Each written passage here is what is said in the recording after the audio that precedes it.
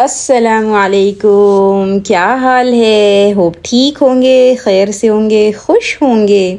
अल्हम्दुलिल्लाह हम भी बिल्कुल ठीक है। फाइनली 3 घंटे के बाद हम पहुंच गए पनामा। सुबह के कुछ बज रहे हैं 5 साढ़े 5। गेट से निकलने के बाद है ना, अम्मी की व्हीलचेयर का हम इंतजार कर रहे थे जब तक आती है। तो मैंने सोचा देखिए आपको वीडियो क्लिप बताऊं कि ये एरोप्लेन का जो दरवाजा होता है ना, तो वहां पर ये पूरा गेट इस तरीके से लगाया जाता है। तो यहाँ से हम चलते हुए दरवाजे के अंदर से प्लेन में जाते हैं।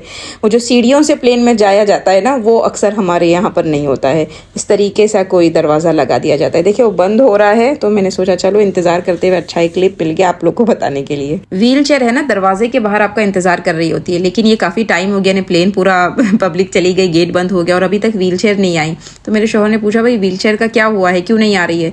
तो वो कहते हैं हमारे पास अवेलेबल नहीं है, जितनी थी वो चली गई, तो आप ऐसे ही चल के जाए। तो मेरे शोहर एकदम गुस्सा हुए कि ये क्या बात हुई, मतलब व्हील चेयर वाला इंसान किस तरीके से इतना लंबा चल के जाएगा, क्योंकि काफी दूर था। अगर छोटा मोटा होता तो फिर चल लेते, लेकिन ये जो हमारा दरवाजा था काफी दूर था। तो उन्होंने कहा भाई आप बताएं मुझको कंप्लेन किधर करनी है। तो उन्होंने कहा कि आप रुके 1 मिनट, और फिर उन्होंने ये जो एयरपोर्ट पे जो गाड़ी होती है ना, वो मंगा के दी है। देखिए फायदा हो गया।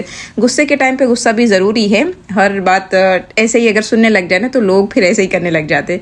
सो ये गाड़ी आई और फिर हमको सबको मिल के जहाँ पर आपका लगेज निकलने वाला होता है वहां उसने छोड़ दी। अभी लोग चल ही रहे थे और माशाल्लाह हम अपने लगेज के पास पहुंच गए। बच्चे ही भाग दौड़ कर करके अपना लगेज ले रहे थे कि कौन सा वाला बैग अपना है। तो हमने अपना लगेज ले लिया और हम कस्टम के लिए निकल गए। ट्रिनिडाद जाते वक्त आपको याद होगा कि हम 2 गाड़ी करके गए थे, लेकिन हम यहाँ पर एयरपोर्ट पे निकले हैं, सुबह का टाइम है और ये सामने ही वैन या बस जो भी बोले मिनी, वो खड़ी हुई थी और रीजनेबल प्राइस था, यानी जितने में 2 गाड़ी होती है उससे थोड़ा कम ही प्राइस था। तो हमने कहा चलो एक ही गाड़ी में सब चले जाए, ज्यादा अच्छा है।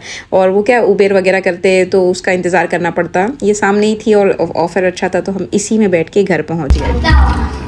Assalamualaikum warahmatullahi wabarakatuh. Assalamualaikum. Panama जो पहुंचे। हनाना बोल रही है कि अम्मी पनामा ज्यादा अच्छा है। देखिए घूम फिर कर आई है और बोलती है घर ज्यादा अच्छा है। किसको भी, हम सबको भी, हम किसी भी बहुत अच्छी जगह रहकर क्यों ना आए हो, पर घर में आने का जो सुकून महसूस होता है वो तो अलग ही होता है।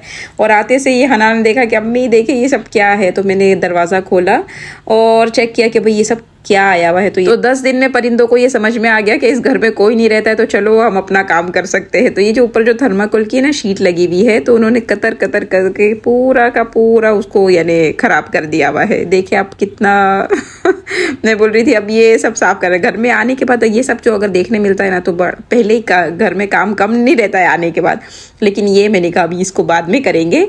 पहले हम जाते हैं किचन में, नाश्ते पानी का इंतजाम करते हैं, क्योंकि सबको जोरों की भूख लग रही थी। तो बैक टू रूटीन हो चुके हम, फिर से नाश्ते पानी शुरू हो गए। घर में आते से देखे किचन में जाना है। वहां तो आराम था कि बहन बोलती थी तो आप चले जाओ मैं बना लेती हूँ, और कभी दिल बोला तो बना लिए, नहीं दिल बोला तो नहीं भी बनाए।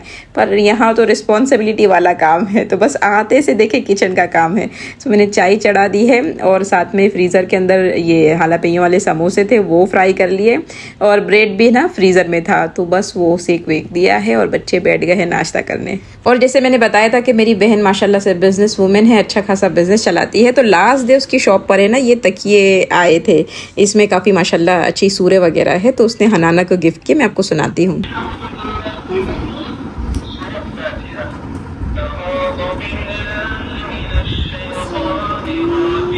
પડવાનું હાથે હાથે હીકવાનું બિસ્મિલ્લાહિર્રહમાનિર્રહીમ।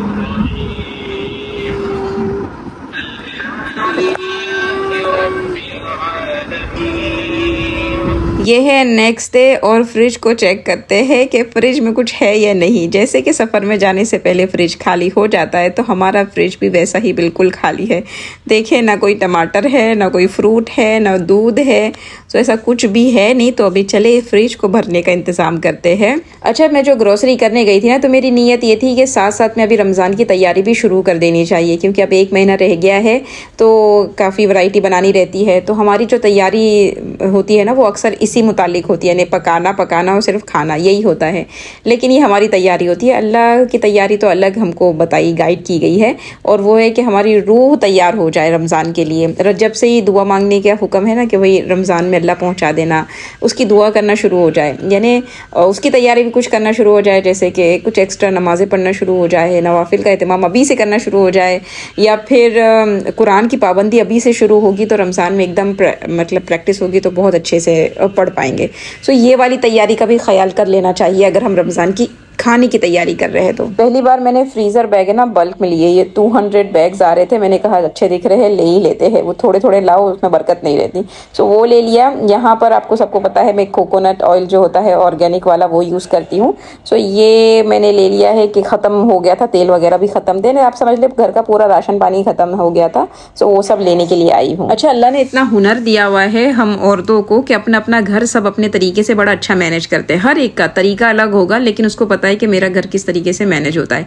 हालांकि एक ही वक्त में हम अम्मी का रोल प्ले कर रहे हैं, एक ही वक्त में हम खुद का रोल प्ले कर रहे हैं, बीवी का रोल प्ले कर रहे हैं, हाउस वाइफ के, इतने सारे रोल है, लेकिन बड़ा अच्छा हम अपना घर को मैनेज करते हैं। कौन सी चीज़ ख़त्म हो गई है, कौन सी चीज़ अभी है, कौन सी चीज़ ज़्यादा लेने से बिगड़ जाएगी, कौन सी अभी मतलब माप की लेनी है, तो ये सब ये जो आर्ट है ना ये भी कम आर्ट नहीं है। तो अल्लाह ने हमको जो दिया हुआ है, मतलब हमको हर चीज़ मैनेज करने आता है अगर हम करना चाहे तो। हमारी घर से मोहब्बत है, इस वजह से हम घर को अच्छे से मैनेज कर लेते हैं। बिल्कुल इसी तरह जैसे हम अपने घर को मैनेज कर लेते हैं, अगर हम अपने इबादतों को, अपनी रूहानियत को या फिर अपनी बाद वाली जिंदगी को मैनेज करना चाहे तो इतना ही ईजी है मैनेज करना जितना घर मैनेज करना है। फिर हम बहाने नहीं ढूंढेंगे कि ये बच्चे हैं इसलिए करने नहीं दे रहे, या मेरे पास बहुत काम है इसलिए ये मैं नहीं कर सकती। तो ये बहाने कब इंसान ढूंढता है, जब उसको करना नहीं होता है। वरना कोई काम, अगर खासकर औरतों को अगर कोई काम करना है और उसने नीयत कर ली है तो वो काम हो ही जाता है। जैसे मिसाल के तौर पर अभी जो रमज़ान की पूरी तैयारी होगी ना, उसमें कितना एक्स्ट्रा काम बढ़ जाएगा। अभी आपको ब्लॉग में भी देखने मिलेंगे इंशाल्लाह कि क्या क्या तैयारी हमारी वाली चल रही, होप आपके घर में भी चल रही होगी। सो वो ऐसे ही नॉर्मली हम इतना काम नहीं कर रहे होंगे, लेकिन अभी रमज़ान के हिसाब से हमने एक टाइम का मैनेज कर लिए कि इस टाइम में मुझको आज ये बनाना है, तो बिल्कुल वो बन जाएगा। हालांकि बच्चे उधर के उधर ही है, घर उधर का उधर ही है, सब चीज़ें वैसे ही थी जैसी चल रही थी, लेकिन चूंकि हमने नीयत कर ली, हमने इरादा कर लिया कि ये चीज़ आज हो जानी चाहिए। तो अगर हमने नीयत कर ली कि नहीं भाई मेरी नमाजें होगी अपने वक्त पे, मैं बच्चों को डांटूंगी और ये नहीं करूंगी कि नहीं नमाज पढ़ने दो, लेकिन हाँ जैसे मैं दूसरे काम मैनेज कर सकती हूँ वैसे बिल्कुल मैं इस लाइफ को मैनेज करने के साथ साथ अपनी आखिरत की लाइफ को भी मैनेज कर सकती हूँ। तो हम नियत कर ले कि हम अपने खाने पीने की तैयारी के साथ, अपने घर की सफाई की तैयारी के साथ अपनी रमज़ान को आखिरत की तैयारी का सबब ज़रूर बना देंगे। हो सकता है हमारा ये आखिरी रमज़ान हो, बात का तो किसको भी नहीं मालूम ना क्या अगला मिलना है कि नहीं मिलना, अभी ये मिलना है कि नहीं वो भी नहीं मालूम, लेकिन हाँ नियत कर ले, नियतों पर सवाब मिल जाएंगे। अल्लाह से दुआ है कि अल्लाह हम सबको रमज़ान की उसके जैसे उसका हक है वैसी तैयारी करने वाला बना दे। तो फिलहाल एक जगह से हमने अपनी जो ग्रोसरी थी वो कर आ गए हैं। अब ये सबसे बड़ा मसला मुझको लगता है आने के बाद का जो काम है ना, यानी चीज़ों को ठिकाने लगाना वो बड़ा मसला लगता है। लेकिन चलो फ्रिज खाली है तो इतना ज़्यादा इशू नहीं आता है कि फ्रिज की सफाई भी हो गई हुई थी, तो या अंदर यानी आप सब चीज़ें रखते जाए, तो या मैंने सब जमा दी। और यहाँ पर तेल देखे, ये जो है तेल है ना ये आवाकाडो का तेल है और फिर ये जैतून का तेल है, ये दोनों है ना सलाद वगैरह में डालने के लिए यूज़ होता है। फिर ये जो कोकोनट ऑयल है ना, ये अक्सर मैं जो खाने बनाती हूँ, कोई सालन चावल ये सब इसमें बनाती हूँ। तो ये है, यहाँ पर मैं साथ में चाय की पत्ती शक्कर रखती हूँ, और नीचे ये सिरका है, और साथ में ये जो अब तेल है ना, ये कोई फ्राई चीज़ करनी हो तो उसके लिए मैं ये जो नॉर्मल हमारा तेल आता है जो इतना हेल्दी नहीं होता है, इतना क्या हेल्दी नहीं होता है, तो फ्राइड आइटम के लिए मैं ये तेल यूज़ करती हूँ। और फिर दूध भी गर्म करने रख दिया कि दही बनाना है। चले इंशाल्लाह होप आज का वीडियो ब्लॉग आपने एंजॉय किया होगा। इंशाल्लाह फिर मिलेंगे, जल्द मिलेंगे, तब तक के लिए अस्सलाम वालेकुम।